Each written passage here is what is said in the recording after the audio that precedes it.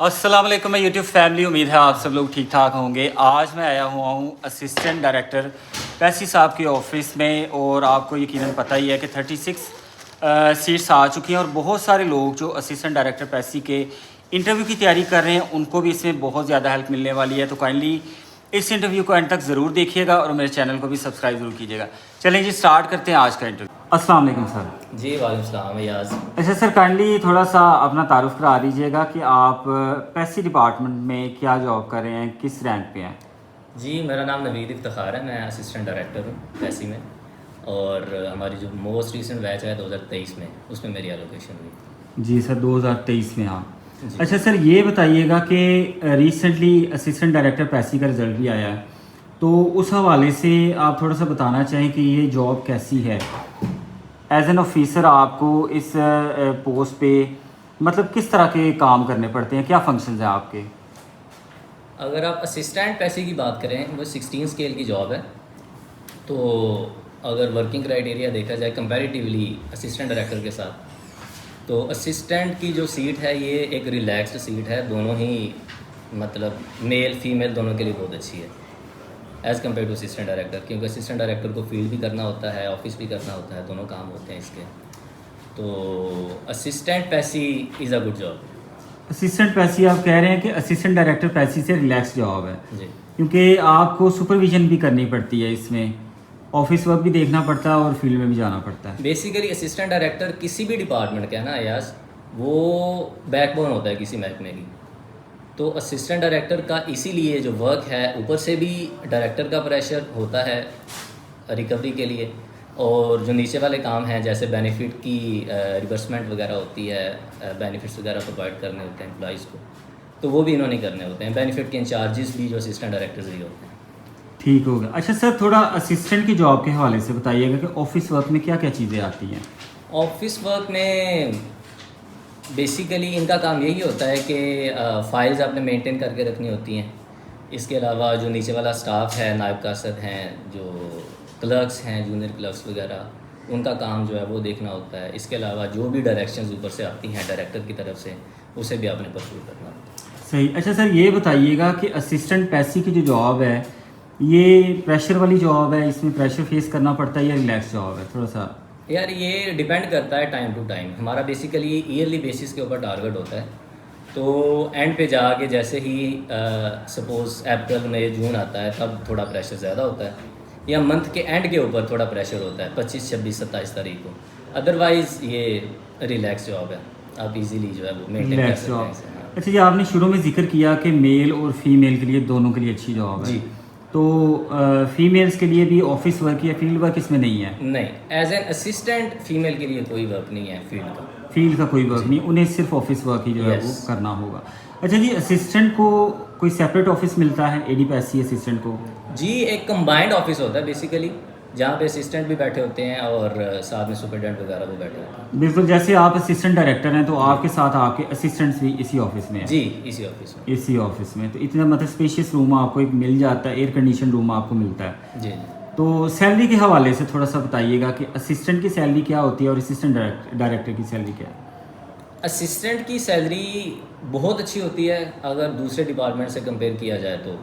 मतलब इनकी जो स्टार्ट सैलरी है वो 85 प्लस है, सारे अलाउंसेस वगैरह डाल के। बेसिक तो वही होती है, बेसिकली इसकी बेसिक के अंदर भी 30% इन ल्यू मिलता है जी। असिस्टेंट्स को। और सारा महकमा चूँकि ये ऑटोनमस बॉडी है लेबर डिपार्टमेंट की, लेबर मिनिस्ट्री के अंडर, तो असिस्टेंट डायरेक्टर की सैलरी भी बहुत अच्छी, मतलब 150 प्लस पे चली जाती है। स्टार्टिंग ही आपकी 150 प्लस पे Yes. होती है?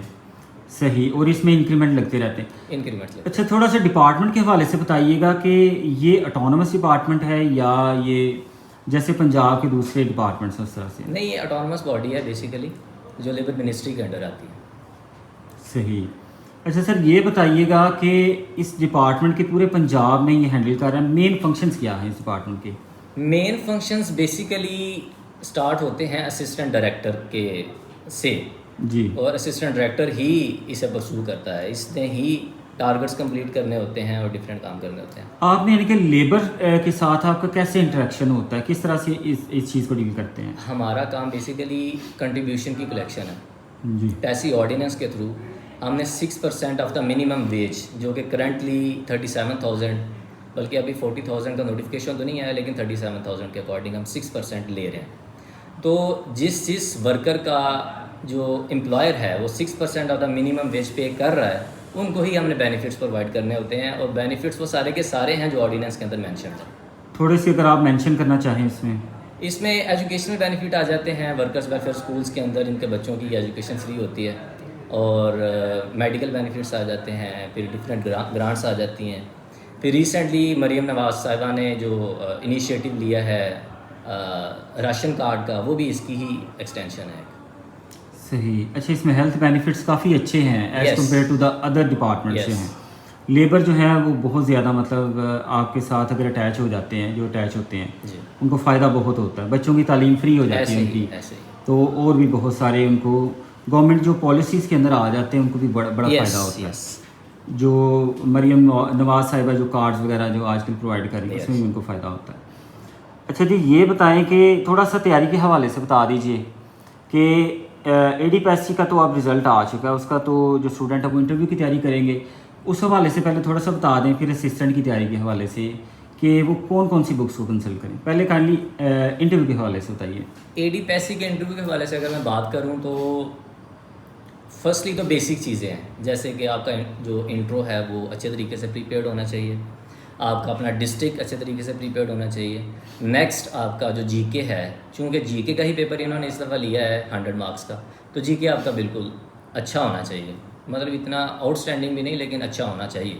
आपसे कुछ क्वेश्चन पूछे जाएंगे GK के क्वेश्चंस, टोकन क्वेश्चंस पूछे जाते हैं। आप कोई शेयर करना चाहें अपना एक्सपीरियंस इंटरव्यू का? मेरा एक्सपीरियंस यही था कि इंट्रोडक्शन से स्टार्ट हुआ था, और आई स्टिल रिमेंबर के इंट्रोडक्शन में ही उन्होंने दरम्यान में मुझे इंटरप्ट कर दिया था कि भाई इधर सीधे जो GK के क्वेश्चंस हैं वहाँ पे हम आते हैं जी। तो आई स्टिल रिमेंबर के उन्होंने UNO से स्टार्ट लिया। UNO वाज इस्टेब्लिश्ड, इसका पुराना नाम क्या था, ऑब्जेक्टिव रेजोल्यूशन कब पेश की गई, 1956 का कॉन्स्टिट्यूशन था, और इसके अलावा डिस्ट्रिक्ट से रिलेटेड उन्होंने फेमस पर्सनैलिटी से रिलेटेड मुझसे पूछा था। तो यही मेन चीज़ें थी GK से रिलेटेड। और आपके सब्जेक्ट से रिलेटेड क्वेश्चन होंगे डेफिनेटली। सब्जेक्ट से रिलेटेड उन्होंने कोई क्वेश्चन नहीं किया था, कोई क्वेश्चन? No question. डिपार्टमेंट से रिलेटेड क्वेश्चन? डिपार्टमेंट से रिलेटेड हमारे DG साहब जो थे वो बैठे हुए थे, तो उन्होंने मिनिमम वेज से रिलेटेड मुझसे पूछा कि मिनिमम वेज क्या चल रहा है, और सोशल सिक्योरिटी कितना मिनिमम वेज लेती है, मतलब कितने मिनिमम वेज के ऊपर कितना कंट्रीब्यूशन लेती है, और दैट वाज 6%। तो उन्होंने 6% ऑफ द मिनिमम वेज भी मुझसे पूछा कि क्या होता है। तो ये बेसिक चीज़ें थी जो उन्होंने पूछी मुझसे।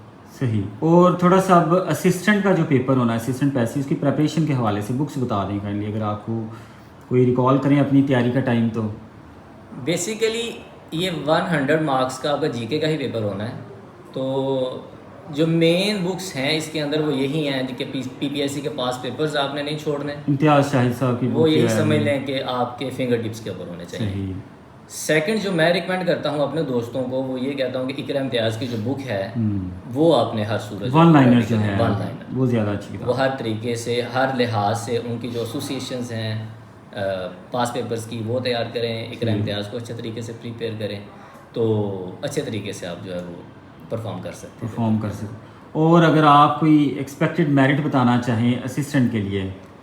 एक्सपेक्टेड मेरिट बेसिकली डिपेंड करता है कि आपका पेपर किस तरह का है, उसके अकॉर्डिंग एक्सपेक्टेड मेरिट होता है। एक्सपेक्टेड मेरिट तो कुछ भी आप कह सकते हैं कि ये एक्सपेक्टेड है। 80 भी आप कह सकते हैं, 70 भी आप कह सकते हैं, 75 पे भी जा सकता है। अभी ये बिफोर टाइम प्रेडिक्ट करना जो है वो सूटेबल नहीं है। लेकिन मोस्टली स्टूडेंट को 70 प्लस की आई थिंक तैयारी रखनी चाहिए। आप क्या सजेस्ट करें? हर सूरत 70 प्लस की जो है प्रेपरेशन करनी चाहिए। तो आपसे एक तो माशाल्लाह मिलके बड़ा अच्छा लगा मुझे। Thank you. और क्योंकि ज़ाहिर है जैसे मतलब ऑफिसर जो होते हैं तो डिपार्टमेंट का जो इन्वायरमेंट है वो भी माशाल्लाह बहुत अच्छा है। तो इस हवाले से आप क्या सजेस्ट करना चाहेंगे लास्ट में, जो आपके एंडिंग रिमार्क्स हैं कि इस जॉब के लिए मेहनत करनी चाहिए, जो भी आप मैसेज देना चाहेंगे? जी ज़रूर करनी चाहिए इसके लिए मेहनत, तो क्योंकि बेसिकली इन्वायरमेंट जो है डिपार्टमेंट का बहुत अच्छा है, कोऑपरेटिव है। अगर आप सपोज़ कि आवाम की खिदमत करना चाहते हैं तो उसके लिए भी बहुत अच्छा है। मतलब एम्प्लॉयज़ वर्कर्स आपके पास आते हैं जिनकी आप बैठ के बात सुने और सही ग्रास रूट लेवल पे जाके आप जो है वो अच्छा, वन लास्ट एक क्वेश्चन मैं स्किप कर गया था, प्रमोशन की क्या इसमें स्कोप है, प्रमोशन कैसे होती है? प्रमोशन आप असिस्टेंट की पूछ रहे हैं कि एडी की पूछ रहे हैं? बहुत आप बता दें, पहले असिस्टेंट से स्टार्ट कर लें कि असिस्टेंट की प्रमोशन जो है क्या होगी। असिस्टेंट की प्रमोशन नेक्स्ट जो है वो एज एन इंस्पेक्टर होगी, वो भी एज ए फील्ड ऑफिसर।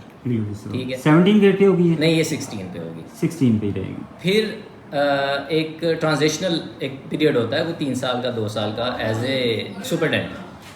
वो फिर आप दोबारा ऑफिस में आ जाते हैं, जैसे आप एज एन असिस्टेंट ऑफिस में बैठे होते हैं, एज ए सुपरटेंडेंट आप दोबारा ऑफिस में आके बैठ जाते हैं, तो तकरीबन 2 साल के लिए। तो वो 17 स्केल की होती है। तो सुपरटेंडेंट से नेक्स्ट जो स्केल है वो एडी का है, असिस्टेंट डायरेक्टर का, एज ए फील्ड ऑफिसर।